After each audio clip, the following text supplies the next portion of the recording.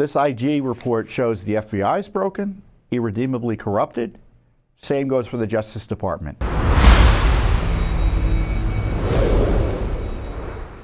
First up is the issuance of a report by the Inspector General of the United States that confirms, as I've noted online, essentially, let's go to the tweet that I mentioned there. Let's get it cut to the heart of it. They had 26 confidential human sources on the grounds of the Capitol on January 6th.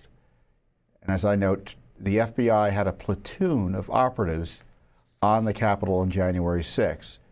And as Julie Kelly, our friend, notes, the IG claimed 26 FBI informants were in D.C. on January 6th. And so this report was issued this week. It's long been delayed. And the report mostly focuses on the FBI's use of confidential human sources, to failure to, despite telling Congress otherwise, to ask about intelligence concerning January 6th from its various field offices. But what caught everyone's attention is, and what I think is really a dishonest report in some respects, the admission that there were confidential human sources on the Capitol grounds on January 6th, including several who entered the U.S. Capitol, which, according to the Biden Justice Department, is the equivalent of committing a terrorist act. And it's sufficient to warrant unprecedented types of criminal prosecutions at the federal level, none of which occurred towards these confidential human sources. And the report details that in the following section. Well, let me see what the press release says about it. Oh, this is the kicker. No undercover FBI employees at protests or at the Capitol on January 6th, as if that was the only concern. I mean, what the left is saying is that because the IG found no FBI employees, all the so-called conspiracy theories about January 6th is wrong. Of course, they delineate the so-called or narrow the so-called conspiracy theory to just one issue at all, one issue only, while ignoring the broader issue, which is that the report confirms that there were paid operatives of the FBI on the grounds of the Capitol, monitoring American citizens in their exercise of First Amendment rights, and also present at what the Justice Department and the political left media complex here in Washington, D.C. has told us was the worst day and worst attack on democracy in American history. And yet the IG focuses on, well, they weren't FBI employees. Well, they were paid operatives of the FBI. It's like the FBI saying, well, it wasn't the FBI that wrote the Steele report. We just paid Chris Steele to write the Steele report targeting Trump.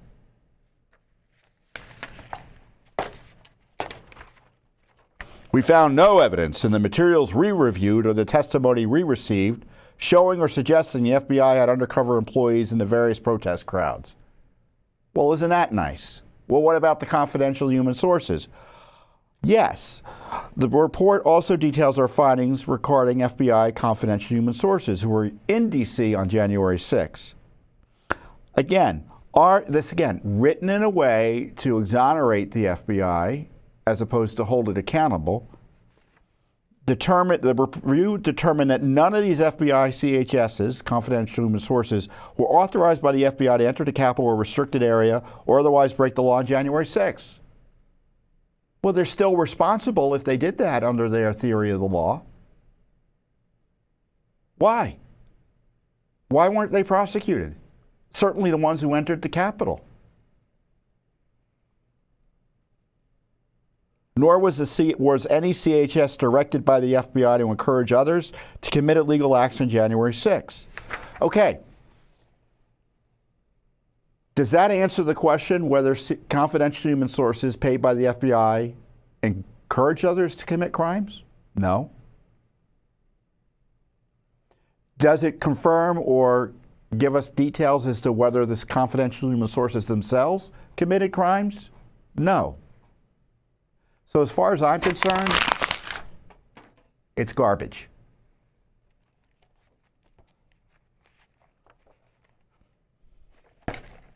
Thankfully, that was just a press release. I've got the full report here. I'll throw that out later.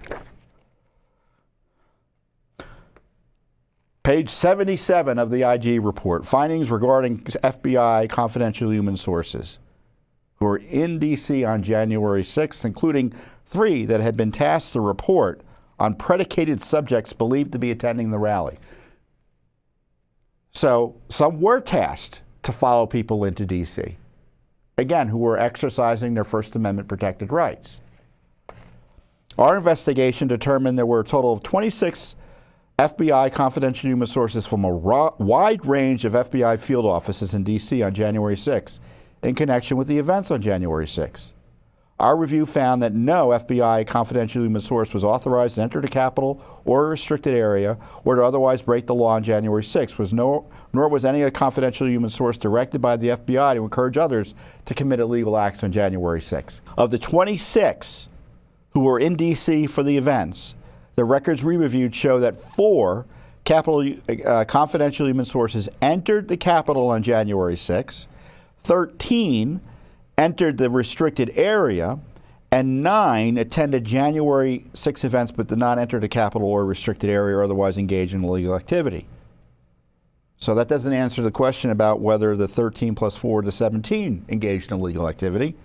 As noted previously, none of the confidential human sources that entered the Capitol or restricted area on January 6th have been prosecuted to date.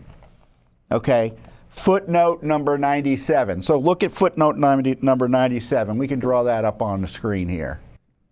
Footnote 97. After reviewing a draft of this report, the D.C. U.S. Attorney's Office, which is run by a Biden appointee, U.S. Attorney Graves, stated in its response to the OIG, the D.C. U.S. Attorney's Office generally has not charged those individuals whose only crime on January 6, 2021 was to enter the restricted grounds surrounding the Capitol, which has resulted in the office declining to charge hundreds of individuals, and we have treated the confidential human sources consistent with this approach.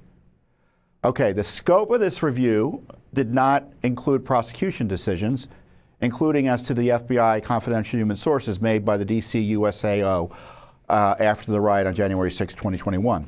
So again, the IG has not investigated what many people believe the abuse of power by the Biden gang to prosecute in a selective way U.S. citizens versus FBI confidential human sources. What does the footnote not say?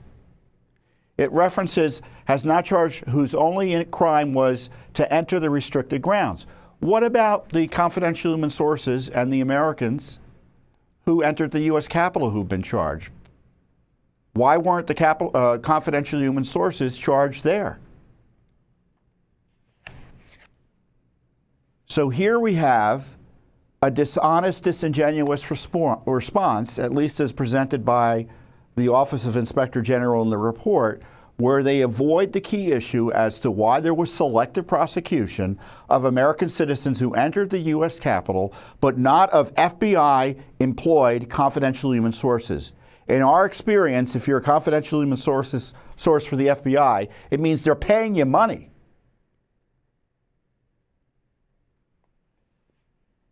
These folks are making a living, in part, working for the FBI by providing them information.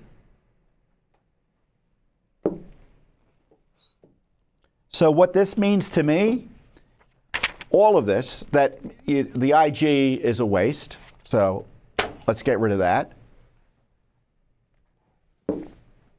And as I've noted previously with IG reports, they're both exposés and cover-ups at the same time. So here you have the modified limited hangout, the Nixon phrase, right, of the detail that there were at least 24, a platoon of FBI operatives on the U.S. Capitol grounds on January 6, 4 of which entered the U.S. Capitol, according to the Justice Department, which would have been necessarily a crime. They weren't prosecuted. Many other Americans were. But a cover-up at the same time. So the IG report is both an expose, which is the problem with most IGs in my experience. The IG report is both an expose and a cover-up at the same time. So it exposes FBI misconduct and special treatment by, or disparate treatment between, American citizens who are Trump supporters and FBI operatives who are paid by the FBI, and withholding an analysis of that and details about what these confidential human sources actually did and who they were targeting and why on January 6th. And details about whether they actually committed crimes. Did they induce anyone to commit a crime? Encourage? We don't know that. And why didn't the IG figure that out? Because, in my experience, and it's now your experience because you can go read this IG report, which I just threw on the floor. It's a cover-up. And it's just a further reason for President Trump to, in my view, pardon, commute the sentence of every single January 6th defendant the minute he gets into office. I mean, look at what Biden did. I did a tweet on this the other day. Look at what Biden did. He's pardoning 38 people with non-violent crimes who have demonstrated remorse and rehabilitation. I'm commuting the sentences of nearly 1,500 others, many of whom would have received lower sentences today. Well, that's disingenuous. So 1,500 people had their sentences commuted on one day, which the White House is boasting to be the biggest number ever in the modern history of the presidency. And in my view, as I point out in that tweet, I'm looking forward to President Trump pardoning the January 6ers. You know, Biden is playing the pardon game. He illicitly, in my view, pardoned his son, I think in a constitutionally suspect way. And now every corrupt politician in town is lining up for preemptive pardons by Joe Biden, and he's considering them. The execrable Bill Clinton, one of the most corrupt presidents to sit in office, he was on TV earlier this week promoting a pardon for his wife, his co-conspirator in shakedown operations of foreign governments and agents and actors and companies. Talk about RICO. Might as well be asking for a preemptive pardon for himself. And we're supposed to be horrified that President Trump is thinking of January 6 pardons, and he's not backing down. I think we have video of him talking to an NBC Democrat activist, so-called journalist, the other day. I'm going to look at everything. We're going to look at individual cases, yeah. Okay. But I'm going to be acting very quickly. Within your first 100 days, first day? First day. First day. Yeah, I'm looking first day. Issue these pardons. These people have been there, how long is it, 3 or 4 years? Okay. You know, by the way, they've been in there for years, and they're in a filthy, disgusting place that shouldn't even be allowed to be open.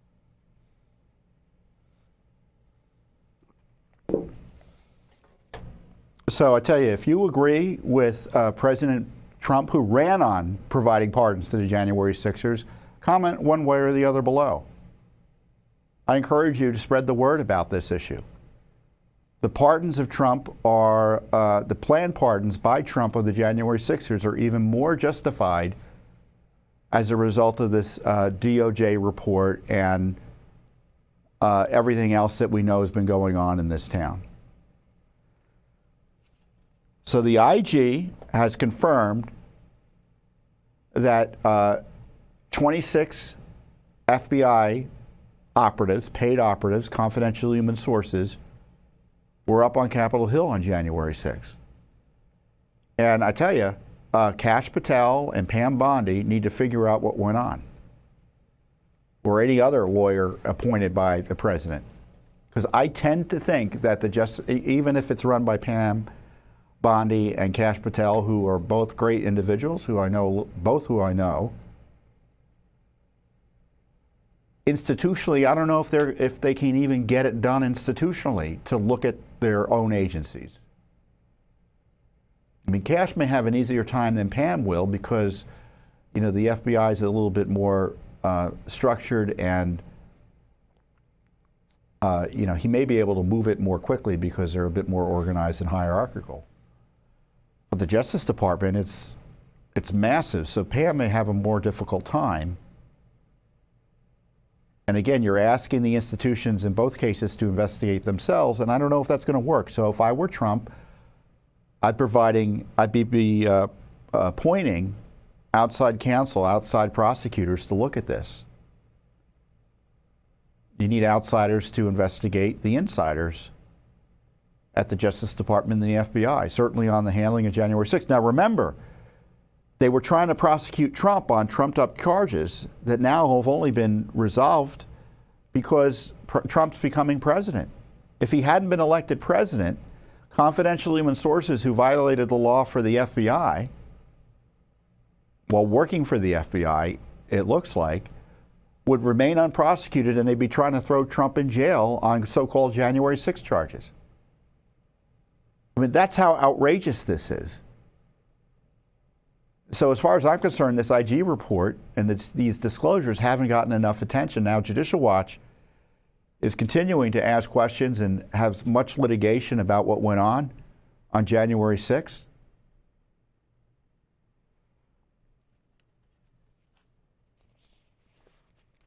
But this IG report shows the FBI is broken, irredeemably corrupted. Same goes for the Justice Department.